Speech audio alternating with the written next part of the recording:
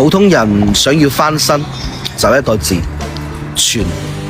存錢、存經驗、存能力。存錢呢，唔係叫你喺飲食方面為難自己，而係嗰啲冇必要嘅消費，就唔好因為自己嘅為食或者貪靚就過度消費。千祈唔好信啲乜嘢青春無價、享受當下、乜嘢及時行樂呢一種鬼話。呢啲說話呢，都係資本喺收割底層嘅時候常見嘅一種。佢哋唔咁樣幫你洗腦，點樣挖空你嘅銀包？我有個朋友啊，19年到而家呢，大話都賺咗有100萬左右，唔多，亦都唔少吓。但係佢嘅存款呢，為零。車、包呢啲就算啦，精緻下午茶呢，就佔據咗佢總額嘅1/4。咁怪得邊個？如果你真係信咗嗰啲及時行樂嘅話，咁你真係可能會陷入無法自拔嘅困境。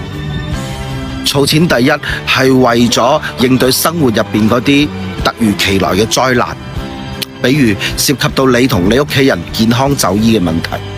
第二呢，如果你突然面臨失業，你手入邊有啲錢，你就可以輕鬆咁去度過嗰一段至暗嘅時刻，點都好過你個袋仲乾淨過你塊面，低三下四咁嘅求人好好多。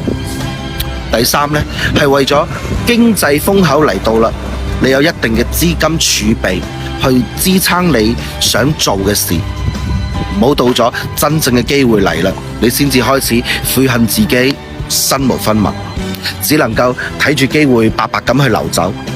再講講存經驗，普通人想翻身啦，先打工再創業，呢一套邏輯唔可以變。你要錢冇錢，要能力冇能力，要經驗冇經驗，一出社會就借錢去創業，你唔死邊個死啊？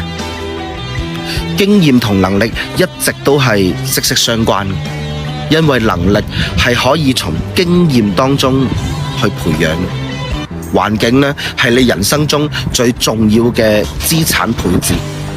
只有當你了解環境嘅規則，先至能夠更好咁去服務規則。目光觸及唔到嘅地方呢，就係你欠缺嘅認知。認知跟唔上，你嘅財富就跟唔上。所以想翻身呢，先翻思維。而呢啲俾你了解到、吸收到嘅嘢，自然就會儲入去你個腦嗰度。呢個呢，就係你嘅眼界、能力同埋經驗。呢一世人呢，邊個都搶你唔到。